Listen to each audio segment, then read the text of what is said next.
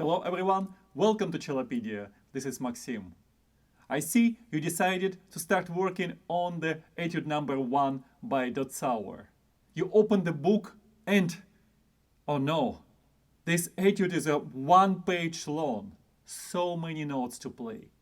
It looks quite intimidating, but it should not be so.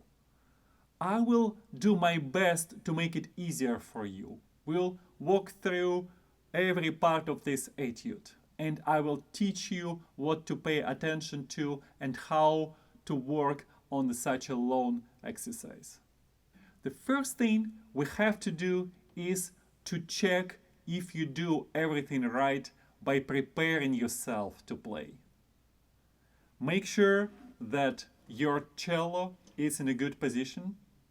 That means that you shouldn't have it too far from yourself. I'm using this cello on purpose because it got tapes. It's not my cello I usually use to play, but I think it will be very helpful for you to see where I put my fingers. Good posture should allow you to play well. That means that you should be able to look at your left hand. But at the same time, you should remember that keeping your cello too far from yourself will not allow you to place the bow correctly. Let's get used to this kind of posture when you keep the cello right next to your neck. The second thing you need to check is your bow hold. And people hold the bow in so many different ways. My first advice to you to avoid extreme bow holds. That means you should avoid mistakes like holding a bow in your fist or sticking your thumb through the frog so it looks like this. If you have a cello teacher, of course, you have to follow your teacher's advice. But in short, I would tell you to start with a holding bow in this position. Think about 90 degrees angle between fingers and the bow stick. And that should help you to have a good start. Don't forget to pay attention to all letters you see above the notes. Those letters tell you which part of the bow you have to use or how much of the bow you have to spend to play each note. WB stands for the whole bow. That means you have to start at the frog and finish at the tip. LH means for lower half. That means you will be using the part of the bow from the frog to the middle part. PT means point of the bow. You will stay as close to the tip as possible. M stands for middle part of the bow. And N stands for the knot. That means you will be playing at the frog. Don't worry if it looks too complicated. Once you start playing, working on this etude little by little, it will make more and more sense to you. Before playing this etude, you should get familiar with basic scales like C major and D major to make sure that you know which fingers to use for all the notes in the first position. If you need some extra help with fingerings and you would like to become Cellopedia supporter, please visit Patreon page of Cellopedia, link in the description. And I will post the copy of this etude with all fingerings written in. And you will find tons of another useful stuff which will help you in studying cello. Are you ready to start playing? Wait, we forgot to decide in which tempo we will play this etude. Here comes metronome. Nobody likes playing with metronome, but there is no good musician who would learn how to play the instrument without using the metronome a lot. We will choose the tempo 60.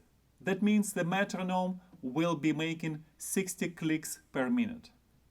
And we will decide that each click, each beat, will be equal a quarter note. I'm sure that you know how many quarter notes are in each longer note. Let's just review it. There are 2 quarter notes in a half note, 3 in a dotted half note, and 4 in the whole note. That's all you need to play this etude, and let's try to do it right away.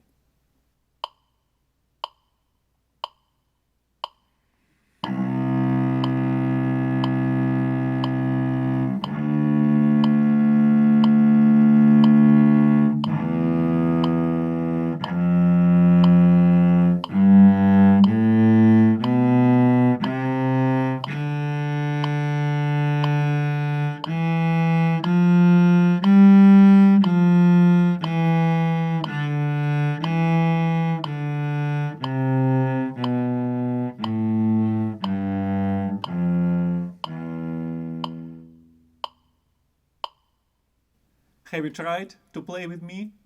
If so, how did it go? I bet it wasn't very easy.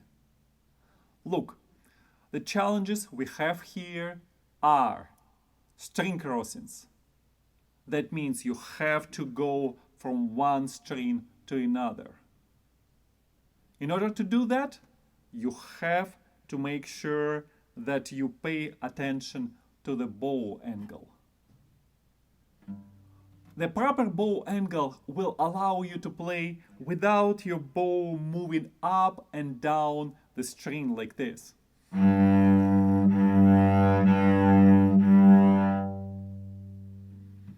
Think 90 degrees between bow and the string.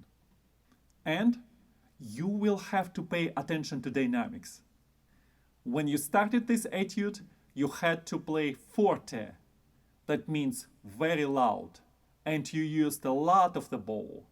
And towards the end of the first line, you see diminuendo. That means you gradually make it softer and softer, and you will use less and less bow for each note. Let's move on. Now I will play next 3 lines for you, starting from the beginning of the second line.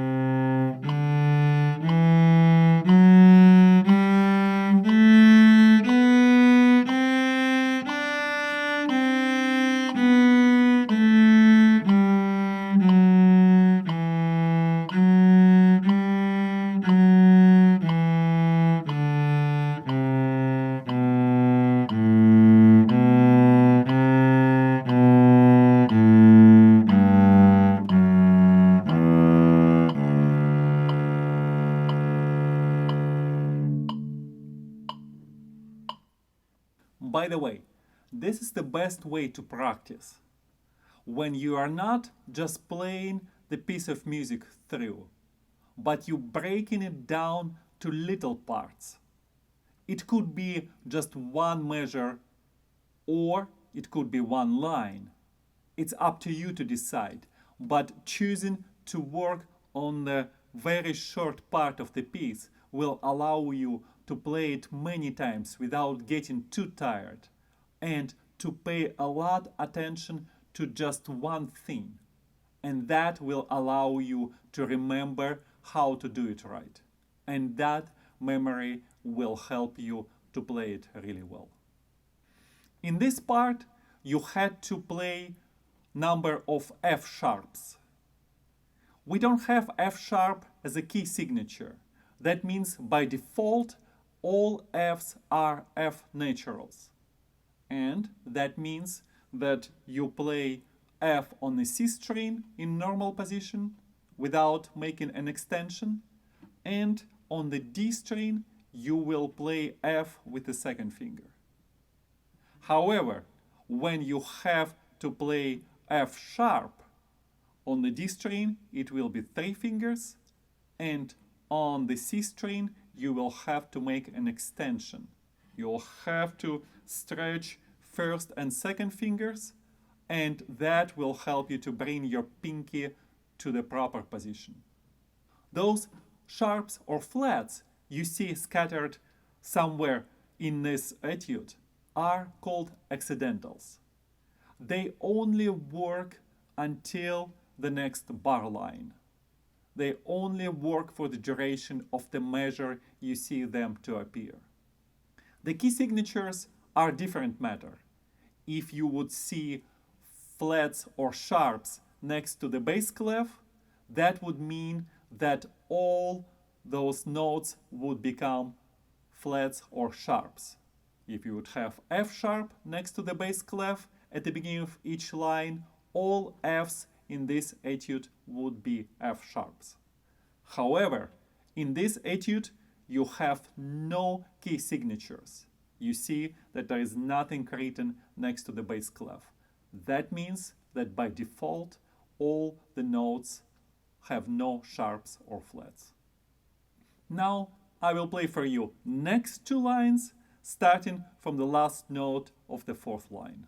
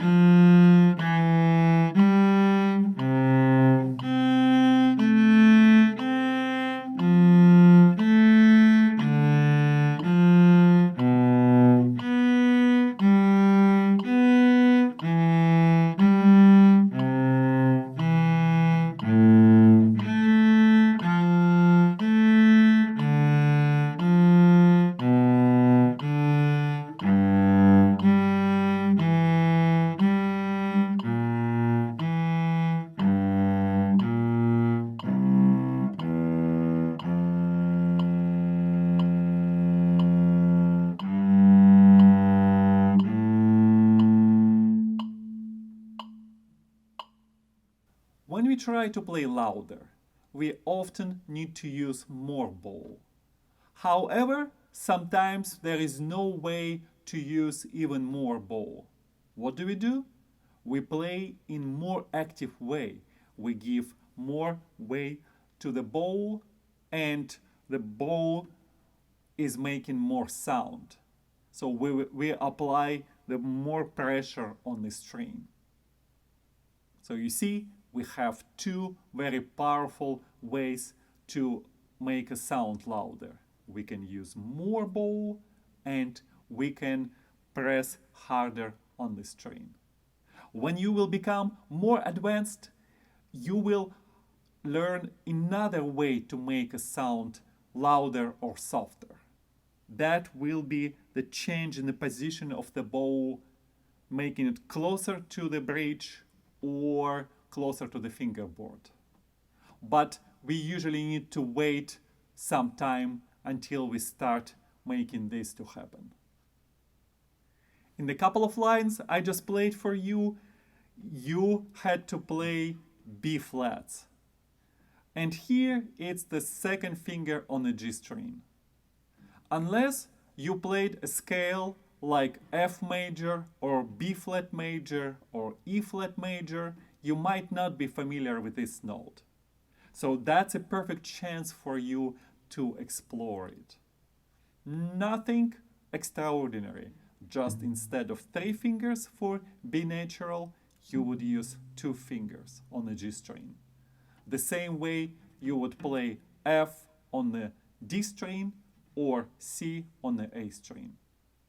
And now I will play the rest of the etude, last 4 lines, and it will start right with B flat.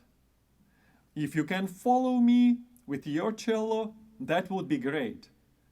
If this tempo is too fast for you, at the end of the lesson, I will play through for you in much slower tempo. And you will get chance to play alone and then get used to all different notes.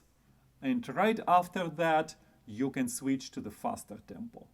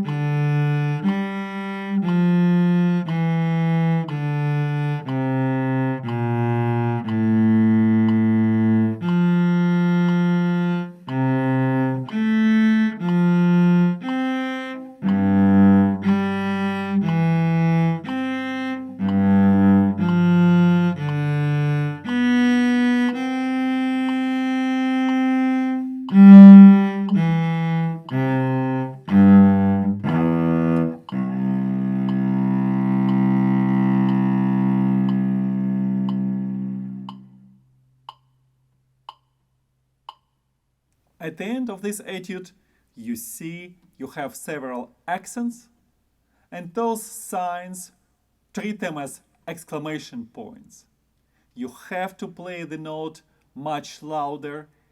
You have to take extra care to make it louder right at the beginning. Normally, you would stop the bow for the short moment right before you play that note and give more energy to the string and play with a faster bow speed. It will work this way.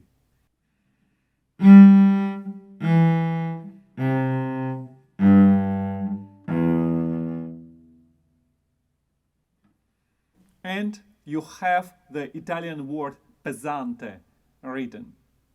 That means heavy. So that's another way to encourage you to play those last few notes with extra energy. For the last note, however, the sign you have below the low C, it's not an accent, but it's a little hairpin. So you start lighter and you will try to make a sound to swell in the middle part of that note and then make it quieter.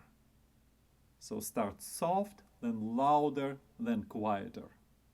And another thing, you have fermata sign right above that. And fermata, it's another Italian word which means to stop. Of course, we don't stop music here.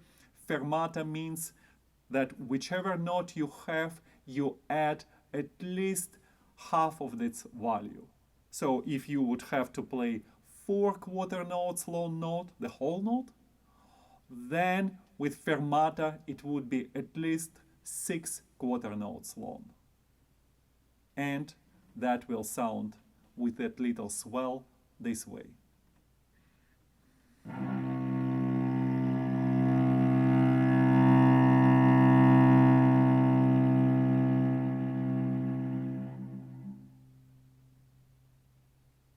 I really hope you will enjoy working on this etude because that will help you to move on. And just remember, you pace yourself, you don't push the tempo, you start in a slow tempo, you play just a part of etude, not necessarily the whole thing. When you get too tired, say your hands or your shoulder or your fingers are sore, that's perfectly normal. Just give yourself the short break. When you are playing, try to relax, try to breathe, and that will help you on the long run. Now, I will play this etude for you from the beginning through the end in a slower tempo. And now, 1 quarter note will be 40. And I hope it will help you to keep up with me.